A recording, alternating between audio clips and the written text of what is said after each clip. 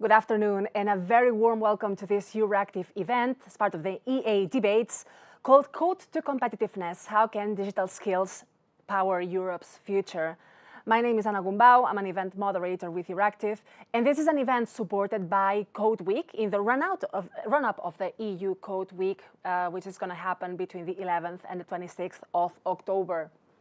So digital skills, why the discussion that we're holding today is so relevant.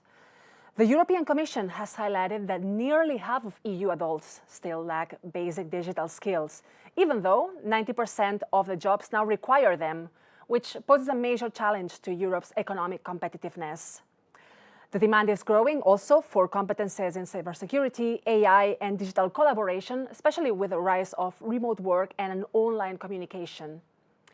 Therefore, this year, the European Commission has published a communication on the Action Plan on Basic Skills and the Union of Skills, setting out key actions. And this year is also going to update the Digital Competence Framework to include emerging technologies like AI, develop guidelines to strengthen digital literacy in vocational education and training, and create a toolkit to integrate basic skills into apprenticeship. Therefore, this discussion is very relevant. It's also very important in the context of Europe's competitiveness and the future of our economies in the current global challenges. So I'm delighted to be hosting today's discussion. So you're going to be an active part of this discussion as well. You're going to be able to ask questions to our panelists. You will see now the QR code popping up on your screens. So you can either scan the QR code or use the hashtag code on slido.com. So we will be able to take as many questions already. I will, throughout the discussion and halfway through the discussion already, start getting some first questions and feedback. So please do send it to us. So now let me welcome the panelists that will be joining me here on the digital stage. With us, we have the Deputy Head of Unit for Digital Education at the European Commission's DG EAC Education and Culture, Francesca Maltauro. Welcome. Also with us, we have a member of the European Parliament as part of the CULT committee coming from Austria and with the S&D group, Hannes Heide. Welcome. Then next up with us, we have the representative of Flanders, the European Commission Working Group on Digital Education and the Flemish Ministry of Education and Training, Jan de Kramer. Joining us as well is the Deputy CEO and Chief Development Officer at JA Europe, Diana Philippe. Welcome. And also with us is the European Parents Association's Project Coordinator, Arja Krausenberg. Welcome.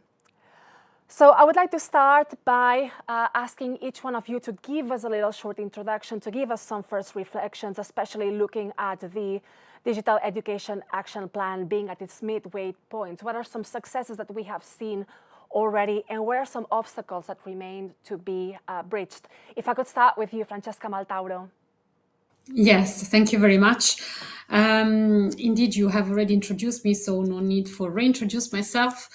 Maybe worth pointing out that it was at that time my unit who launched the Digital Education Action Plan. We are talking here about the Digital Education Action Plan 2021-2027. So you can imagine the context in which the action plan was launched at the end of 2020. We were still in the middle of COVID and the confinement and so on, and digital education was really becoming more and more important and more visible on our agendas.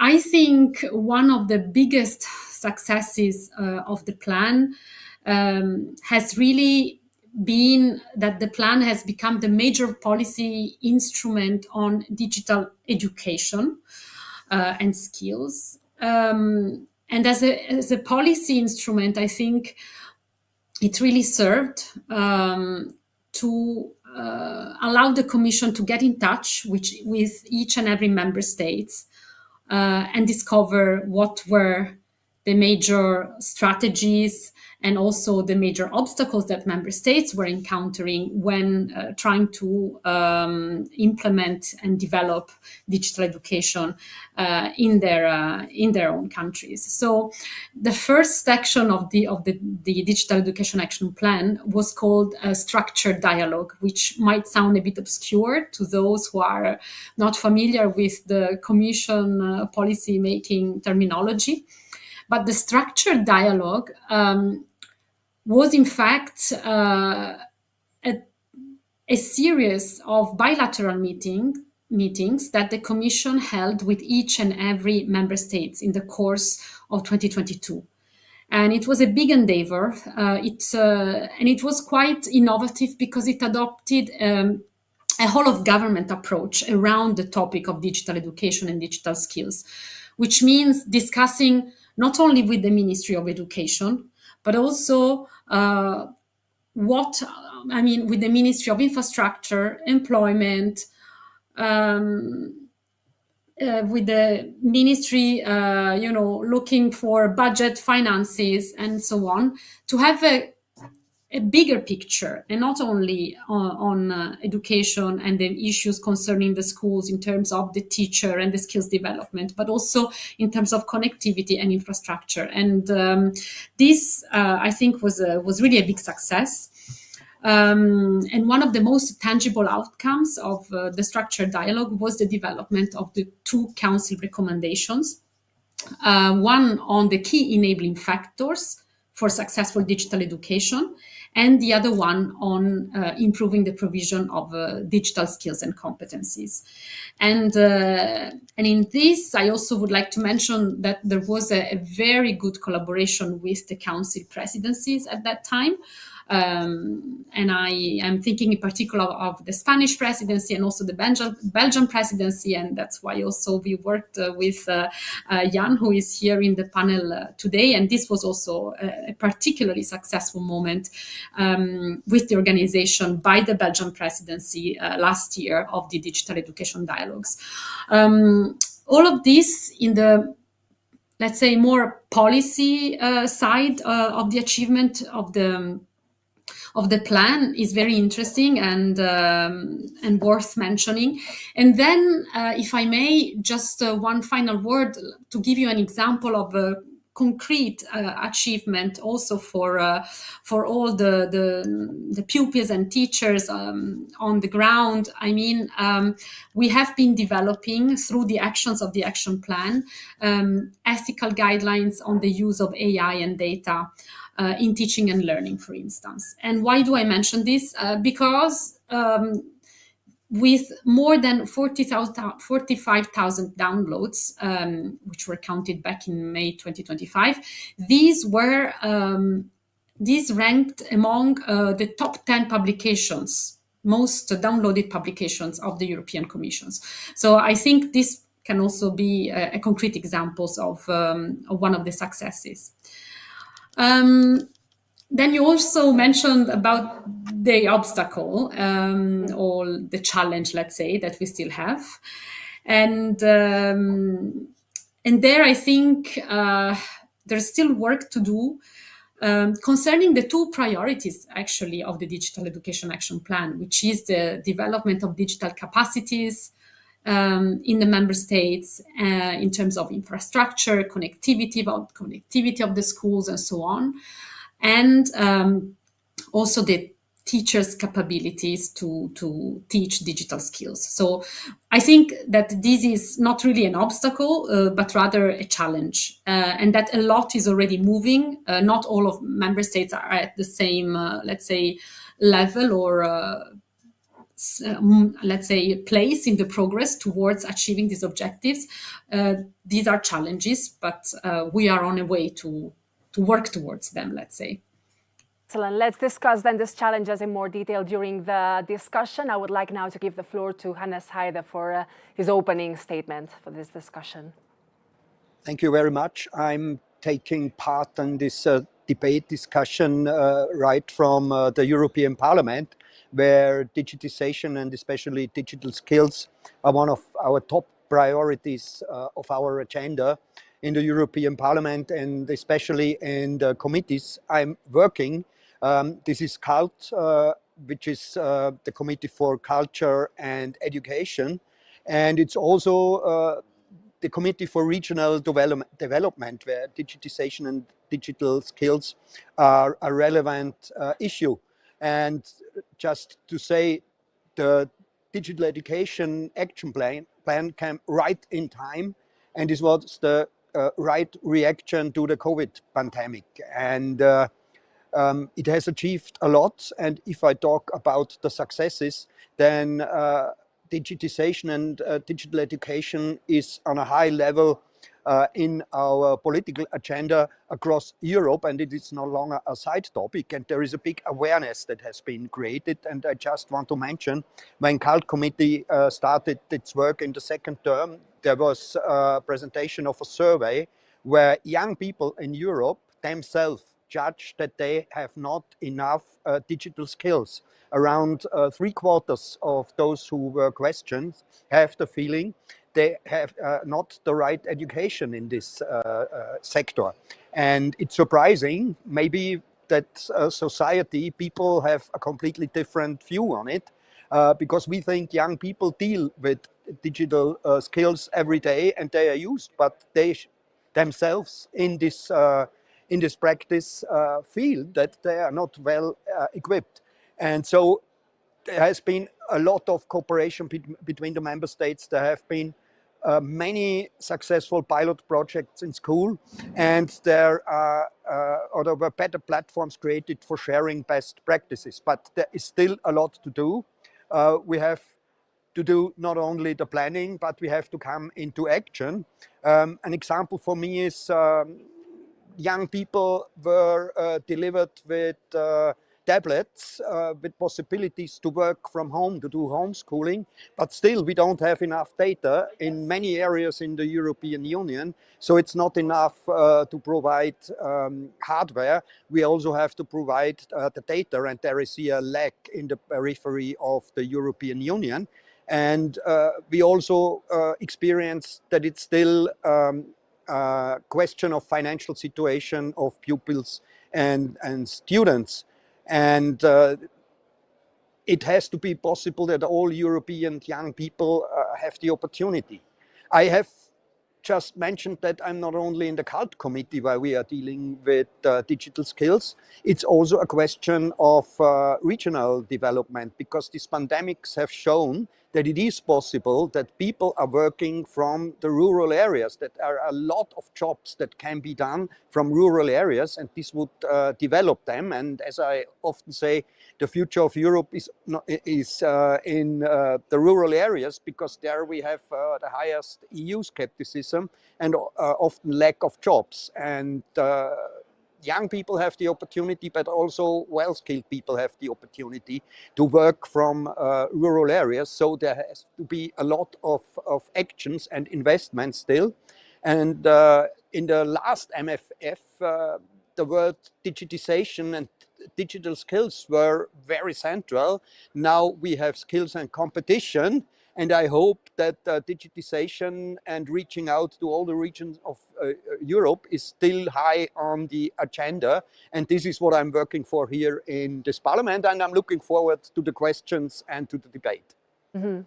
Thank you very much, Mr. Heide. I already noted down the question of the regional dimension and how to make sure that remote areas, rural areas are also included and well included in the EU's upcoming plan. So we will get back to this definitely throughout the discussion. Now I would like to turn to Jan de Kramer. Your name already came up as in your important role in these conversations and in these agreements. So I would like to hear your perspective also from the Flanders side. Okay, thank you. Yes, I thought representing here one of the regions, I thought it might be interesting to give you a little update on recent policies, of course, in that fit in the topic of today's discussion. I think there are three important evolutions here in Flanders. The first one is that we finalized a curriculum reform that took us several years. We started at the upper years of secondary, and this summer we actually finalized it a new curriculum for primary education as well. And now we have like a core component of ICT, computational thinking, and media literacy. So the digital competences fully embedded in our whole curriculum. And to make a link with the Digital Education Action Plan, here the DIGCOMP framework was a very inspirational source, one of the main sources for our curriculum reform, especially in the part of the digital competences. Secondly, we have a new policy program that was approved by the government in May of this year. And this new policy plan is also fully aligned with the Digital Education Action Plan. I think the Council recommendation that was already mentioned, the one on key enabling factors, is really one of the key elements here. And you will recognize a lot of the inspiration in our own policy plan that comes from the key enabling factors recommendation from the Commission. Like there are infrastructure, where we leave the one-on-one laptop program from the DigiSprong, but indeed there is quite a lot of infrastructure available and money for infrastructure in schools. Professional development is also one of the key elements, professional development of teachers I'm talking about. And there the DigiComp Edu framework is one of the main elements of our professional development policies in Flanders. Every organization that wants to run a program on CPD with funding from the government has to comply to the DigiComp Edu framework. Other new elements are ICT policy at school level. For the first time, an ICT policy plan will be compulsory in Flanders. This was not the case before, but now schools will have to have this ICT policy plan if they want to get the funding for ICT infrastructure, for instance. And then two other elements are high quality digital learning materials for schools, and also a new focus on cybersecurity and safe and learning school environments and well-being. So this well-being topic is also a new and considerably important element of our policy plan. And this leads me to another and a third policy evolution, which is that starting from the 1st of September of this school year, there is now a smartphone ban that came into place in schools. The goal obviously is to improve concentration and reduce distractions, but obviously it means also quite a challenge to balance between, on the one hand, the features of the new policy plan and the requirements of the new curriculum, with those other elements, the societal questions on reducing screen time and reducing smartphone use. So as a challenge, I would really like to mention that one. We have a kind of backlash politics as well to all the evolutions that we have since COVID. There is very much room, I think, not only in Flanders, but in a lot of other countries as well, for new digital education policies. But there's also this element of a society that requires limitations, especially for young children, on the use of smartphones or the use of devices. And there's a risk there if we really want to have in Europe all the digital competences with all the pupils and the students that we have in our schools. So it's really a way of balancing and finding the right equilibration between on the one hand introducing and experimenting with technology, and on the other hand the limitations that come forward from society. Mm-hmm. And I think I leave it for here for my introductory remark. Brilliant, thanks a lot. And I think this is, especially the questions around the smartphone ban, is something that's going to resonate a lot with many of the parents that will be listening. But definitely, how do we strike this balance? We can discuss it later. Now I'd like to give the floor to Diana Philippe of JA Europe.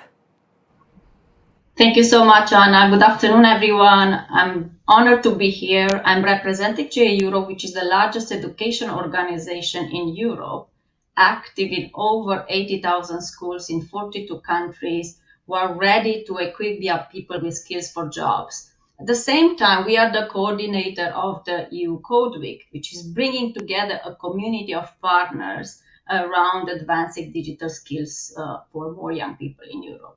And in fact, this is one of the biggest successes we see of the Digital Education Action Plan, the ability to mobilize community. And while the EU Code Week is supported by the European Commission DG Connect, it's really have shown that over the years, it's created the right platform for different players to really empower the next generation. And in just 1 year, we connected a vibrant community with representatives from the ministries of education. We call them the edu coordinators or Code Week ambassadors, leading teachers, partner organizations, companies, parents organizations that are here with us representing our consortium as well, who are really here to work together to equip the next generation with digital but also coding skills. And we just met in Madrid last week to count the impact of the first year. And it's very fresh new. We just announced we reached and impacted over 10 million young people in just 1 year. That is a powerful reminder that digital education is not only about skills and about participation, it's about confidence and empowerment. And if we work together, bringing all the relevant stakeholders, we can really make a meaningful impact. We know the need is big out there, and one of the biggest obstacles remain the equity. Opportunities to learn digital skills are still unevenly distributed between countries, between regions. We heard discussion about rural areas, but between schools as well, and different social groups as well. And too many young people are at the risk of being left behind at the time when digital competence is not optional, but essential for the future. So we, behind the Code Week, we have a very bold but simple ambition to give every young person in Europe the digital skills and confidence they need to shape their own future. And to achieve that, we need all the educators, policymakers, and communities working together. So I'm really pleased to see all these stakeholders here on the webinar, because we are all relevant on building on each other's expertise in order to advance digital skills to young people. And this year, the ambition is bigger. While we achieved 10 million, we want to see, can we push it to 15 million this year? And we heard from Anna, indeed, on October 11, we are kicking off the EU Code Week. It's 2 weeks of advancing digital skills, of bringing everyone around the table and inviting millions to join forces. So I'll tell you more about that, but that's a call to action to everyone to join forces, to see what can we do together to leave no one behind. Thank you very much, Diana. And indeed impressive to hear that these initiatives have already reached 10 million young people. Seems that it's just the beginning. So indeed, let's see the results for the next years. And then now, last but not least, I would like to give the floor to Arja Krauchenberg, who will bring also the parents' perspective. Yes, thank you very much indeed. I think a lot of important points have already been mentioned. I would like to say that the European Parents Association has been active in the field of digitalization for a long time. We have started with our first manifesto back in 2014, so that's more than 11 years ago.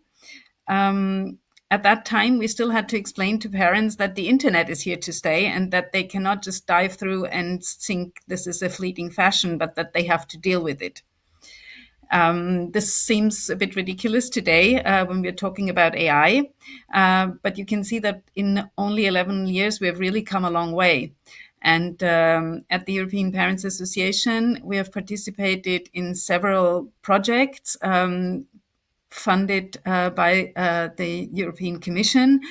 And whereas in the first one, we did not talk neither about AI nor about social media, but about the first simple challenges like cyberbullying that unfortunately is still around, sextortion, online gaming. Yeah. The next projects were then already including the use of social media and how parents can at home deal with these challenges. Now, as I said, we already have projects that also include AI. And what we have found on the way, and I think that was mentioned also by one of the speakers already, is the skepticism and the social demands now for limitations, because we've also seen that leaving children in there without guardrails, without any borders, that can have very detrimental effects. So we are very happy to be also part of Code Week, because in Code Week we try to establish also a lot of unplugged activities. That was also the case for our Hermes project, holistic education, media maturity and resilience media maturity in educational settings, where we also try to push forward the fact that computational thinking, pattern recognition, and all the digital skills that you need start with unplugged activities. They start in an analog way. And these are things that also can be done in kindergartens. They can be done in primary schools, and they can be done at home. Things that parents can do, that can be done in the families, that can be done together. I think that was also a fact that was already mentioned. How can we cooperate all on this advancing of digital skills and competencies? I think that is also a very important point, the cooperation between all the stakeholders. Nobody will be able to do this on his or her own. We cannot leave it just to the teachers in school, or just to policymakers to come up with new guidelines or recommendations. I think we really have to work all together in order to make it possible that all children, but not only children and young people, but all citizens are equipped with the necessary skills that the digital future requires. Thank you. Thank you very much, Arja. I think those are very important points indeed. Now, before I move to the next question, I would like to remind everyone in the audience that you can ask questions using Slido, so either by connecting via the QR code that appears on the screen, or using the hashtag code on slido.com. We will take as many of them as we can. So I wanted to pick up on one of the points that Arja mentioned in terms of how rapidly evolving the skills needed are. So from social media to AI, and sometimes I feel like it's difficult to keep up with all the skills and like all the innovations that the market requires. So also in view of the updated Digital Competence Framework, which skills should we include, or what should it include to make sure that it stays relevant over the next 5 to 10 years? Maybe I can start with Mr. Heide on this question. Can you repeat the question? I so had a little of problem. So sure. So which are the skills that the updated Digital Competence Framework should prioritize in order to stay relevant in the next 5 to 10 years, considering how fast evolving technologies and innovations are? Well, I think first it's very important that we are aware that digital skills are horizontal perspective, that it's not only about learning, but it's also using all these skills in different sectors of our everyday life. I think there is not enough awareness about this, but we have, when we're ensuring digital skills, it's not only technically, that's what I mean and what I want to say.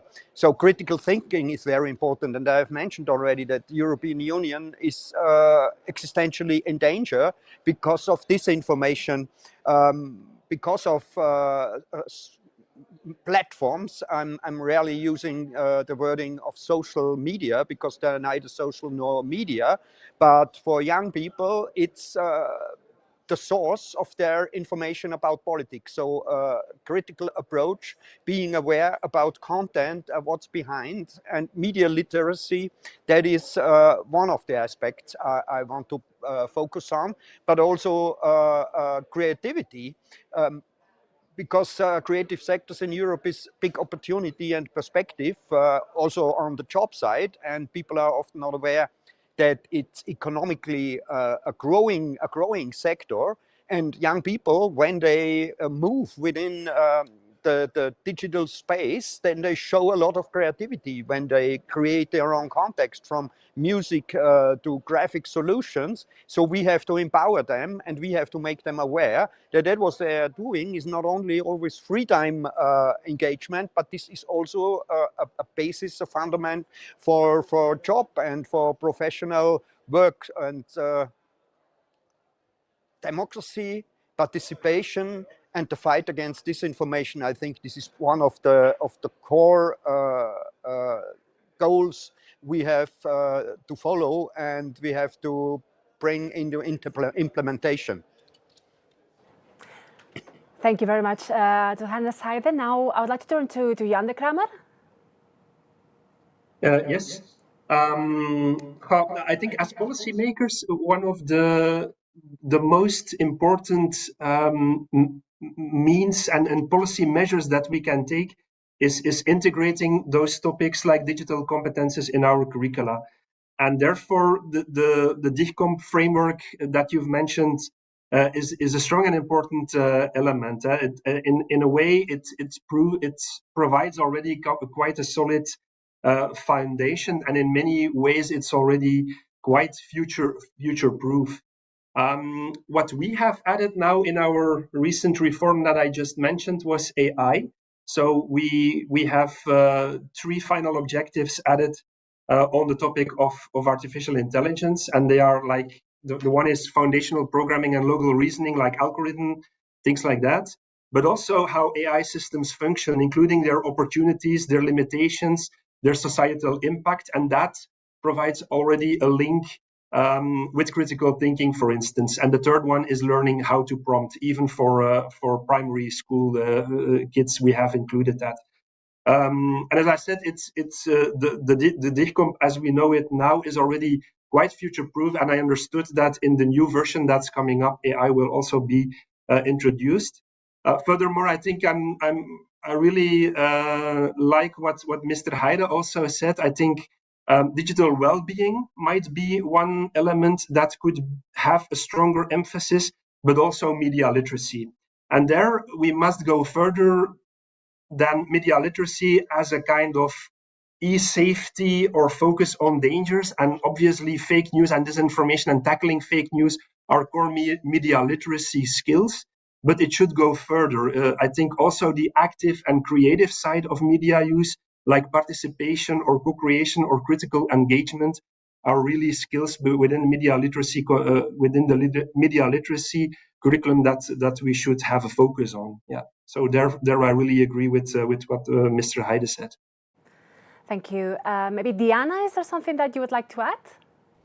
Happy to do so. A lot has been said of what we should include, and I totally agree with all of those. Maybe I would add the data ethics, which I think we need to look a lot into that, and cybersecurity, especially nowadays, even knowing what happened these days at the airport and others, more we know about these things, better it is, and try to really discern and really understand how we can navigate that. But maybe I'll bring a different dimension to the discussion. I heard a lot about creativity and innovation, collaborations. All these transversal skills are also included in the EntreComp. So on one side, we have DigiComp that is working to advance digital skills, and we have EntreComp who's really focusing on entrepreneurship. I think the two of them needs to go hand in hand moving forward, because we will not be able to navigate all the challenges that we are facing in the digital world if we don't know how to be creative, how to problem solve, how to be innovative, how we really put those pieces together. So maybe this is a challenge. How can we get schools and young people to learn how to use both competencies in tandem, working hand in hand, rather than trying to get teachers to choose, do I pick up on entrepreneurship competence or on the digital one moving forward? Thank you. I think it's a very good point. I'd be keen also on hearing reactions from the other panelists on this question of creativity versus digital, and but in reality they can go together, right? I don't know if maybe I can give the floor first to Arja and then to Francesca for some conclusions on the question around the next skills that we need to include. Yes. Thank you. Thank you very much. Yes, of course, for parents is very important. Another point that was mentioned before, the digital well-being. They want their children to be safe online. And here we do not only need digital skills, we also need to make the big platforms that were mentioned by Hannes Heide responsible for what is going on. I think that is a major point. It's not only about the people acquiring media literacy and digital skills, it's also holding those who offer, who provide these services responsible for what is happening in those spaces. I think that is a very important point, especially when we talked about children and what families would like to see and what challenges they see. When it comes to digital skills and how can we make them future-proof, I think here is true what is basically true in every element, in every competence. You need to get your basics right. And from there, you can then build. Because we heard in your introduction, Anna, that a lot of people still lack those basic skills. So without those basic skills, you cannot add afterwards skills about AI or skills about whatever else is going to come in the next 10, 20 years. Yeah? We have heard and we know that the technology sector is evolving very, very fast. So I think what we really need to do is to get the basic skills out there so that everybody has them. It's a bit like learning a language. If you have no basics in the language, then you cannot understand complicated sentences or let alone in the introduction of the conditional tense or whatever it is. Yeah. So I think that is also true for digitalization. We really need to give people the basic competencies first, and then we can gradually build on them. And then we are also not overwhelmed with new developments. If I haven't got any basics and then I have to jump in and be taught about AI, well, that is a huge challenge. And I think what we are facing at the moment is, of course, the problem that we have with teachers, that the ones who are supposed to teach the children do not have those skills yet. Yeah. And I think that makes it particularly challenging because we need to work in parallel. On the one hand, equipping teachers and parents and all the people around with digital skills, and at the same time, the children. I think that makes it into a big challenge, but it can be overcome. I think we have very good examples. There are wonderful projects out there. CodeWeek is one of the examples, but there are many others where people work together and acquire those skills also together. And another point that I would like to make here is the intergenerational learning. It's difficult for adults to accept that sometimes their children know more or better. Yeah, this is something that we have not been used to. It was always the adults teaching the children. And I think in some ways we need to understand that there is mutual learning from each other. We have life experience. We can probably better distinguish fake news, as Hannes Heide mentioned, because we have a certain experience behind. But on the other hand, the children are quicker in finding information or have other skills that we don't have. Thank you. I think there's a lot to react already, and I would like to give back the floor to Francesca. I had one question for you on the updated Digital Competence Framework. Somehow we got a lot of other questions and issues coming up, so I'll let you react. Yes, well, I think many of the things that have been raised so far are among the priorities also of the Commission, of course, if not all of them, I would say.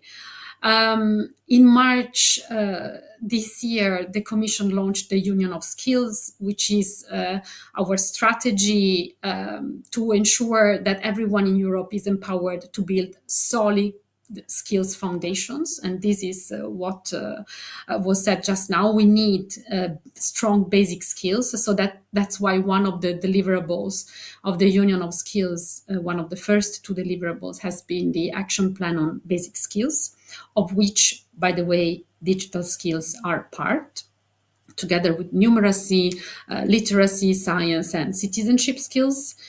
And but also, of course, to support what comes after. So more advanced skills, support companies, competitiveness, employers and people to find also the jobs that they are looking for and to be equipped for the jobs that are expecting them in the labor market in a context where technology advances very quickly.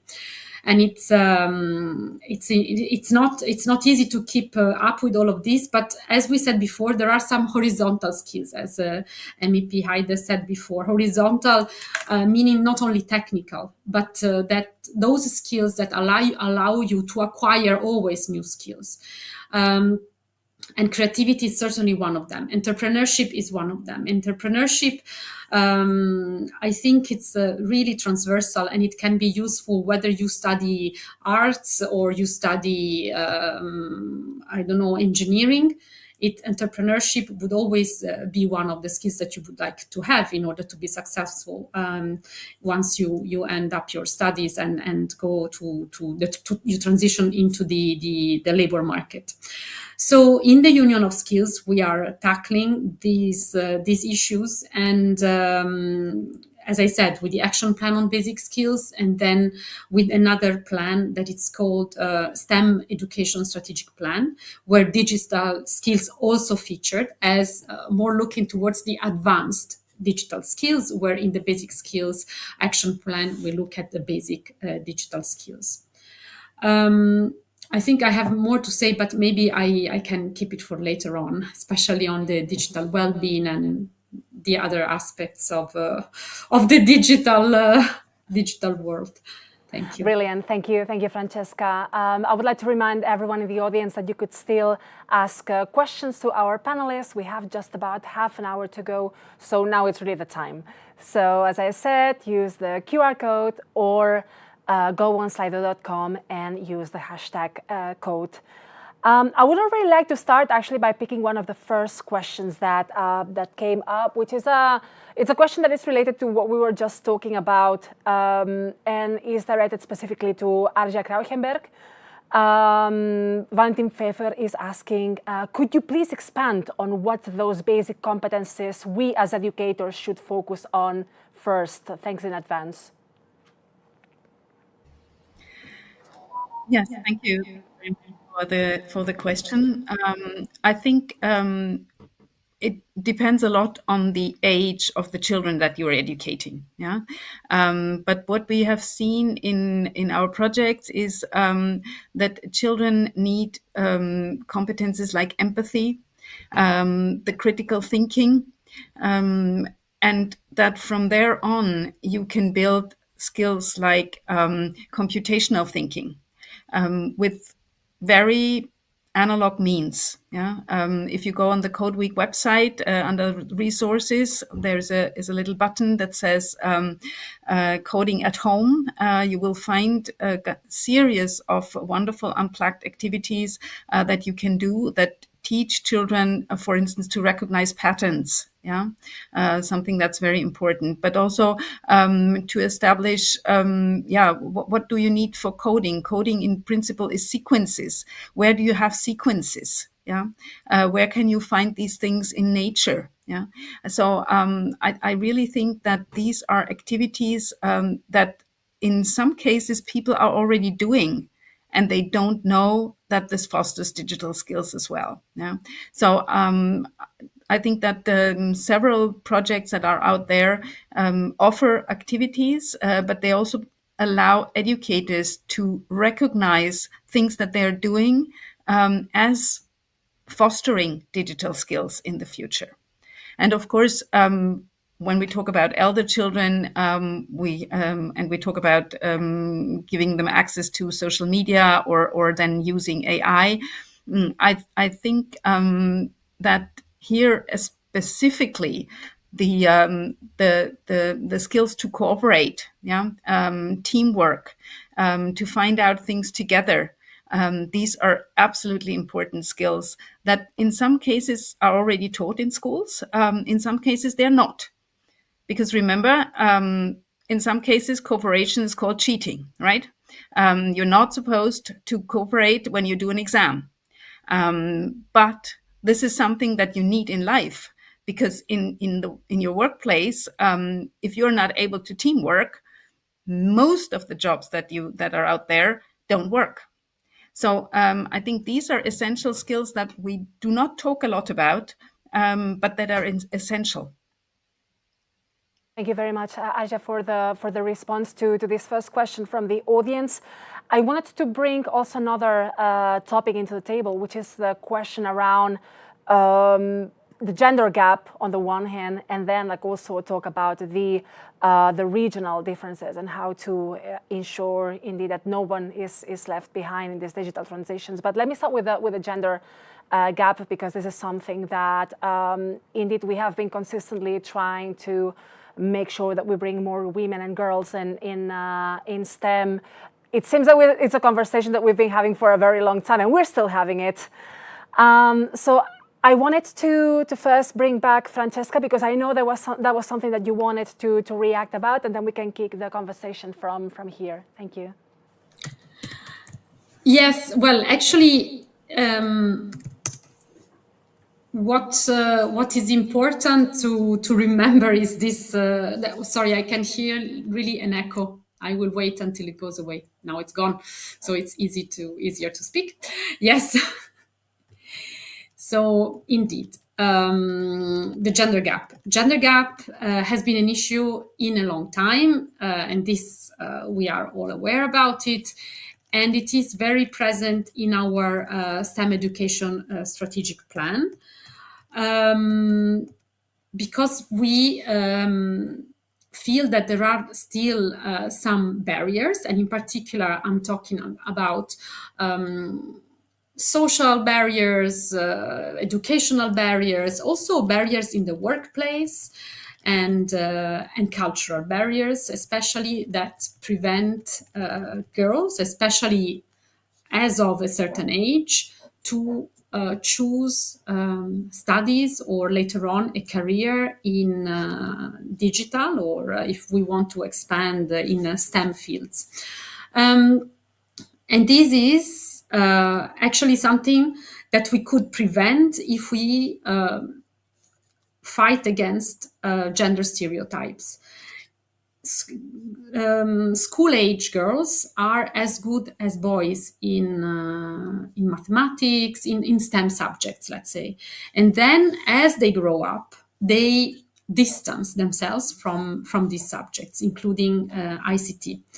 So I think there is, here again, we said it before, a collective role that can be played from the different actors. So policymakers, parents, school teachers, school leaders, to try and fight against the stereotypes and work towards increasing the interest of girls and young girls in these fields that currently are male dominated in the labor market or in the field of higher education.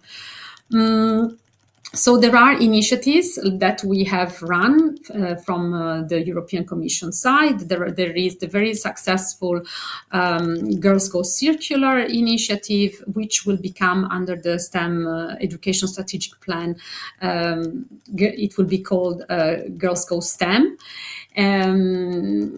This will aim to attract 100,000 girls by 2028 in STEM topics, and it will contribute to achieving one very ambitious target that we have put in our STEM plan, to train 1 million girls and women in STEM by 2028.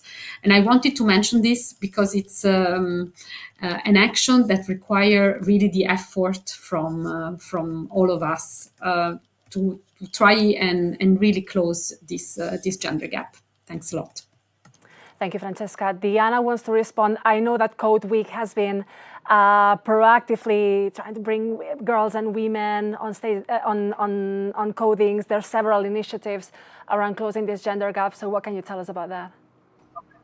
Happy to do so, but I wanted to respond to Francesca Girls Go Circular, because our network has been coordinating that, and we really see that when you give them the opportunity to try things, to be exposed to something, they do it. So we need to give them that platform, that framework to try, and they are so creative. We will see them in a month coming in Brussels with their ideas and projects around circularity. They are really brilliant, but we need to give them the platform. We need to give them mentorship. We need to give them the opportunity to express themselves. And at the same time, what we do, it's a letter to the schools and also to the parents, so that the parents know what they are doing with these projects, and encourage the parents to support them.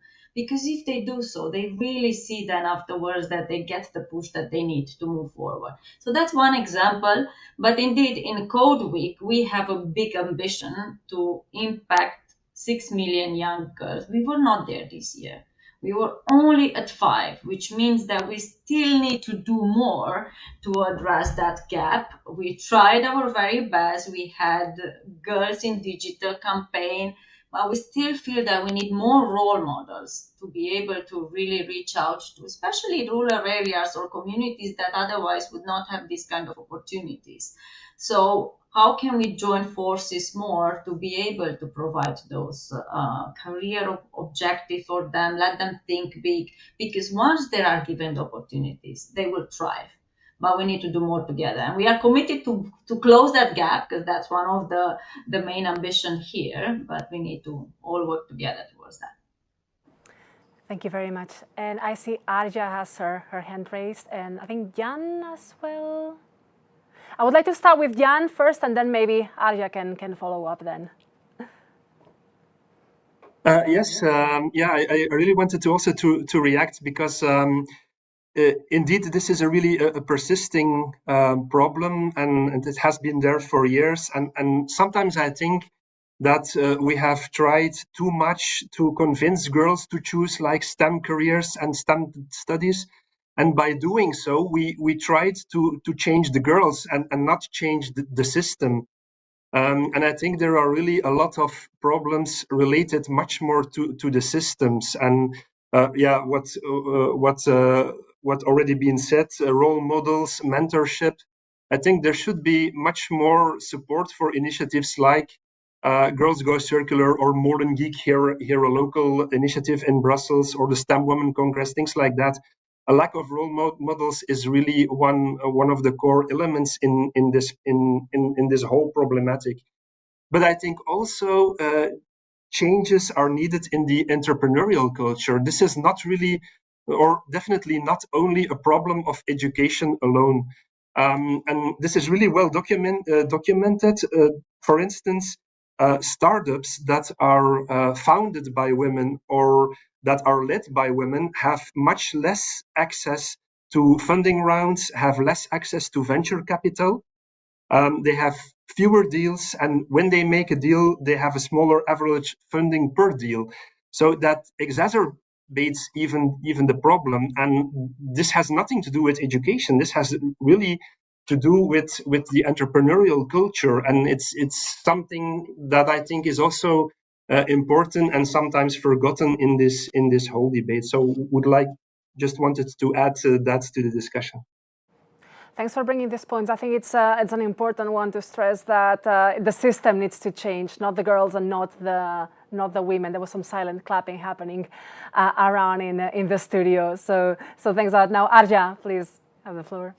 Yeah, thank you very much. I think what Francesca mentioned was very right. We need to combat the stereotypes, and the stereotypes are there also in the families, unfortunately. We know that. And we also know that girls or children who are confronted with those stereotypes at an early age, they already have a very fixed mind of what girls are supposed to do or not to do, what they can do and what they can't do by the time they get to school at the age of 6. So we really need to work more on this in the early childhood education sector, not only with the nurseries and the kindergartens, but specifically with the families, to make people especially parents, understand that their girls are as capable as their boys and that they can also succeed in those areas. And what Jan just mentioned, that girls don't, or young women don't get the funding for their projects, or not, at least not as much as boys do, that has also to do with they don't trust us. Yeah. And if they don't trust girls that they are capable, then they give them less money. Yeah. So I think it's also something that needs to change in our mindset. Yeah? Not only in the mindset of children, but we have to work also on the adults. And maybe I should say here, especially on the one of the gentlemen. Thank you. Thank you very much, Arja. Maybe to wrap up this question, I don't know if Mr. Haide would want to add a reaction. On the one side, I want to confirm what Eiger Krautschenberg just said. We realize that there is a change in attitude, that it's now a demand, or it's accepted that girls, that women should not go to work, they should stay at home, and even stay at home for the children and not send them to kindergarten, which is the first educational institution they are confronted with, and where they learn to live together, and skills like language. And we also have a problem with language in the ground school, in the basic schools. We realize this is a problem also of the urban centers. But I want to reflect or come back to the rural areas. What we have to be aware is that we are in a financial crisis, and that it's a big problem for budgets from the level of governments in the member states down to communities. And we are confronted with the closure of cultural institutions, and also with sports grounds, and this is very important for mental health. And then on the other side, we need investment in the educational system as a whole, and especially in the digital skills. And so my approach is that in the next MFF, and especially in Erasmus Plus, there has to be a focus on digital skills, even more than it has been. And we have to see it also on the European level. Education is not EU competence in general, and it's in countries like Germany and Austria, even on the federal states level. But we have to have a stronger link between education policy and the cohesion funds. And we need targeted funding for schools in rural regions. And also we have to invest in teachers, in teachers' skills and ability. And we even have problems in some regions to find enough people that are doing the great job of teachers. And I want to repeat what all the panelists said. It's good to have pilot projects that are successful and are a role model, but then we have to implement them, and it needs a systematic change in the educational system. And what COVID has done, all the weakness of the system before has been shown during the pandemics. And when we want to learn out of it, then we need to invest in education as a reaction also on the financial crisis we are confronted with here. Thank you very much, Mr. Haide. There was the question that was pending also to respond on the question around digital well-being. I think it's been already mentioned a few times, and maybe I think that's an important question also to bring back again. Like, how can we promote a balanced, healthy relationship with technology while at the same time fostering these skills? I remember, Diana, you were mentioning it before, so maybe you would want to elaborate a little bit more on that. I think it's important to really consider that as one of the basic layers. So if we look at a pyramid of digital skills that we would like to young people to learn, one of the basic ones would be the digital well-being. So they really understand what safety is, they build confidence, they really see how they can use these tools. Us as a parents, we are not able to control everything what they are doing, but they are coming to us and they are asking us, what they have to do when there is a challenge or when there is some bullying or other things happening there. And sometimes we are confronted with things that we are not able to explain. So if we are able to invest in those kind of tools, and there are already different resources that are available on Code Week website that we could tap into, and we would like to make it available for teachers and also for parents to take advantage of, because we are not the experts and the tools are evolving too fast. And even if we educate the teachers today, tomorrow the digital school tools evolve so fast that if the industry doesn't come in to bring their expertise and to share more about the tools and be responsible and try to educate young people about those things, then we really have a challenge. The gap will grow bigger and bigger, and then we will not be able to cope, because it's very important what the schools are doing to try to limit the use of technology in the schools, but they will still need to catch up on those things and do some activities with the tools. So I think there needs to be space where they work with them, where they work responsibly, where industry comes into school in order to really to communicate about those critically and safety aspects of digital well-being. So they really, really learn, and they learn from the experts, and we get them also responsible to go and confront the younger generation on what are those tools about and how they can really manage them better. Thank you, Diana. Francesca, I know you wanted to elaborate a bit more also on the digital well-being question, so I'll give you back the floor. Yes, thank you very much. Well, we have already mentioned the fact that the Digital Education Action Plan is now at the midpoint of its implementation. And during last year, a part of this year, we have run a review of the Digital Education Action Plan. And indeed, we have consulted many stakeholders on many different topics and priorities to decide what direction the action on digital skills should take in the future. And one of the areas that has emerged where everybody agrees is the importance of including digital well-being as one of the areas where we need to work more and focus more. So this is what we will do in the roadmap on the future of digital education and skills that has been announced in the Union of Skills, as I mentioned before, the new strategy. The roadmap will be released, let's say, as an update, an expansion of the Digital Education Action Plan, and will include digital well-being as one of the areas. And there, I think that the role of everybody will be needed. The role of schools, of course, and the awareness of teachers in teaching, especially young people from an early age, how to protect themselves against the risks that the online world can pose, and also how to find the right balance between online and offline education. We mentioned this in the very beginning as one of the challenges. I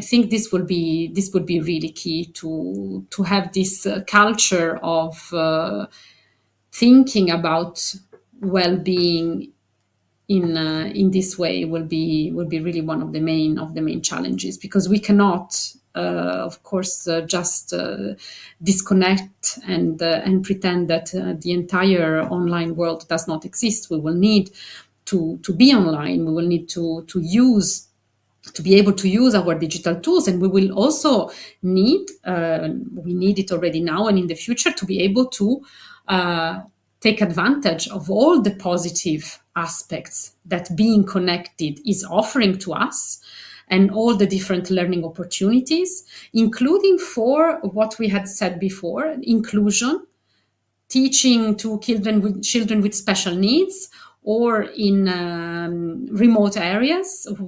All of this can really benefit from digital education.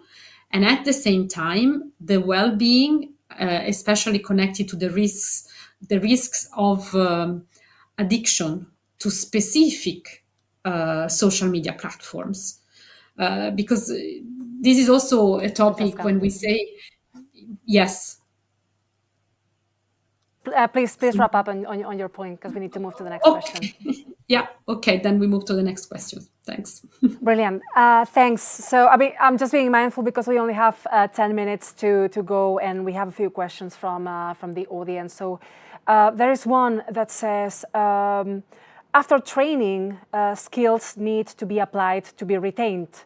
So what can the private sector and public institutions do together to create ongoing opportunities for learners to use and strengthen their digital skills after training? It's not addressed to anyone in particular, so if anyone has the urge to respond on how can public institutions and private sector work together to create these opportunities for learners to put their skills into practice, please raise your analogic hand, and I will give the floor to you. Diana, thank you.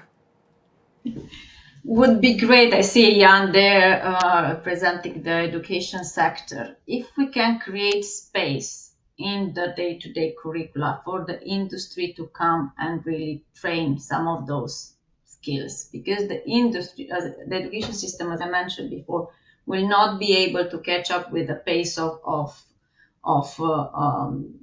the development in the industry part. But if we can get space for the industries to come into schools, of course, it needs to be curated. We need to do a lot of due diligence before that. We know that, but just allow more space for the experts to come and work with the teachers and work with the young people. That will really close that gap. So that will be a call from my side, because we saw that when we really allocated the time either to mentor the young people or the teachers, or really be exposed to industry, the young people really are paying attention. They really see the relevance. They are using it for their advantage. So that will be a call that I will have. Make space so that we can get more industry involved into the schools, and have organizations who's been working with the industry sector and the education sector that are the middle ground, that knows how to navigate those things, because there are a lot of compliance checks that needs to happen before that really takes place, in order to make sure that really enhances the relevance and the employability later on. Very well. Do I get, yes, Mr. Haide?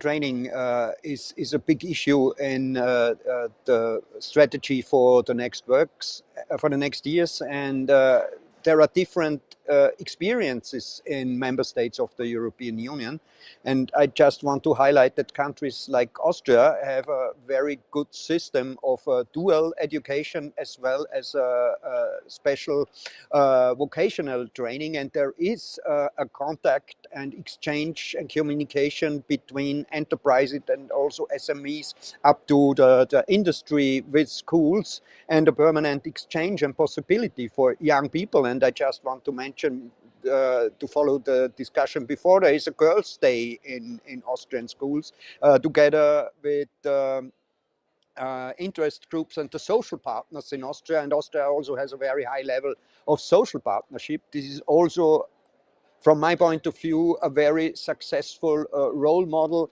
for vocational education. And there are even people working in enterprises that go into schools and teach. And I think this is an added value. And there has to be communication between the member states and to follow the successful models. Thank you very much, Mr. Haide. We are just in time to wrap up the discussion. I would like to give each one of you a final statement, just 1 minute. If there's any final reaction, a closing statement, a call to action that you want to make to our audience, you will have your just 1 minute to wrap everything up. So maybe we can start, let's say, from the opposite way that we started. So we can start with Arja, and then go all the way to Francesca. So Arja, you have the floor. Thank you. Well, to wrap up this discussion, I think it brought forward the essential points that we actually all know how to do this.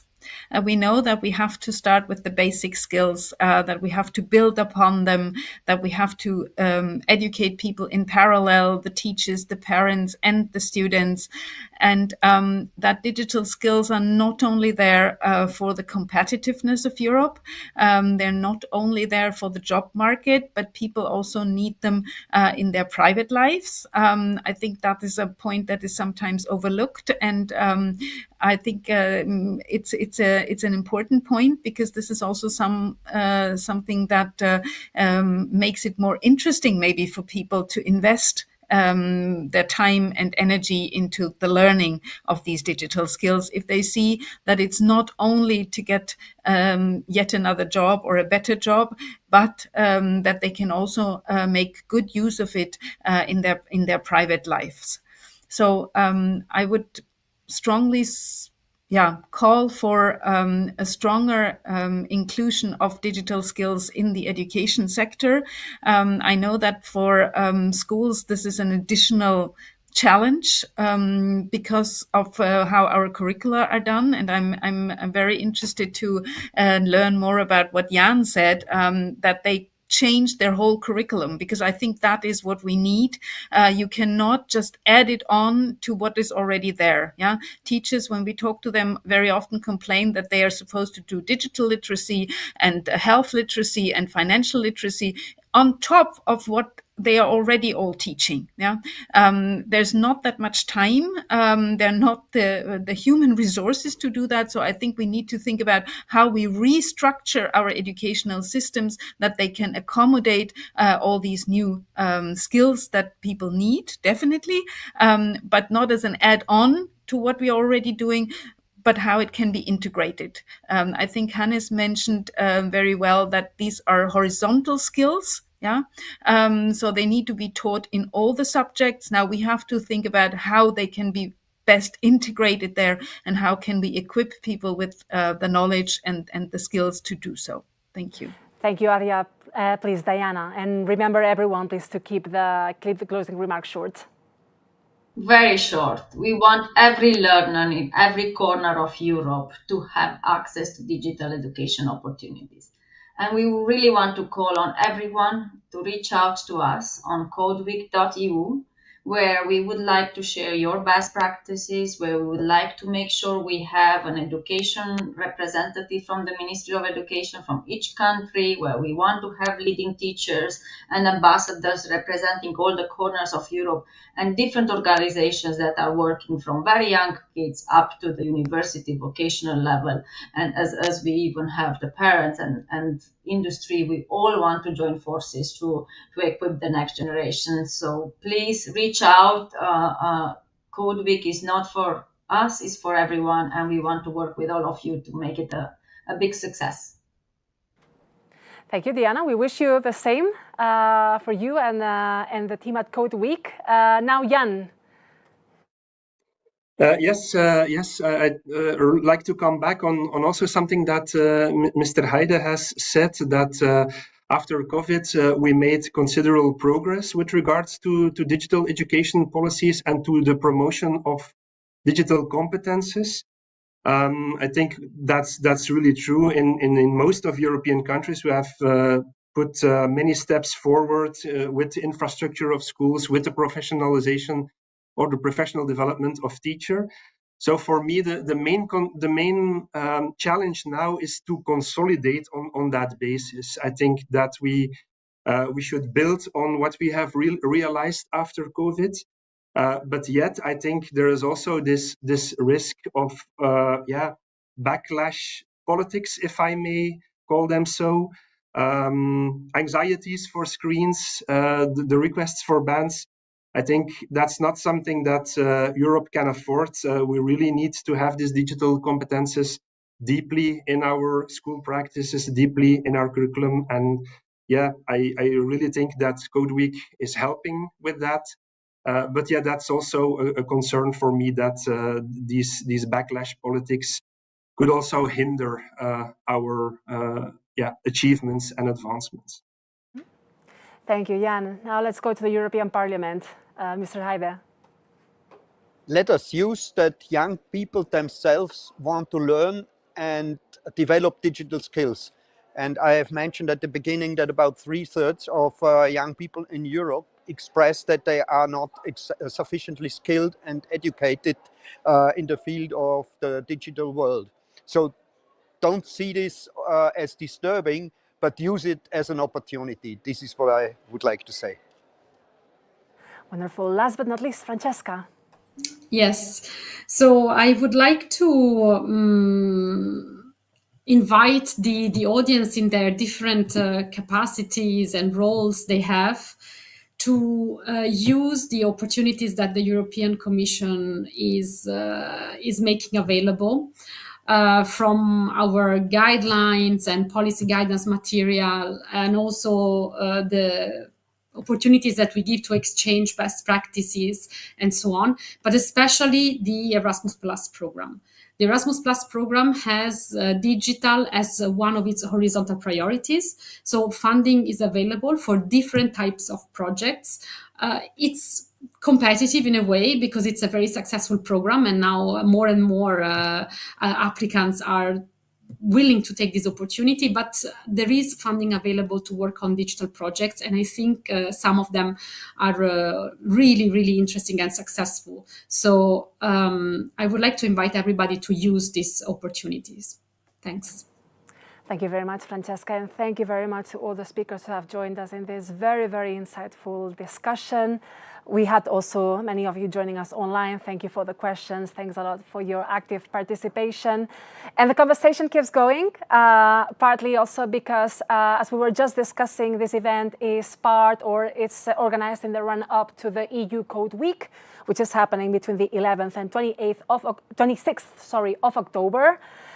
Someone asked, how can I be a part of the Code Week? Then just get into codeweek.eu to find out more information. In the meantime, thanks a lot for joining us. Please use the hashtag EA Debates to keep the conversation going, and we'll see you at the next one of our events. Thank you very much.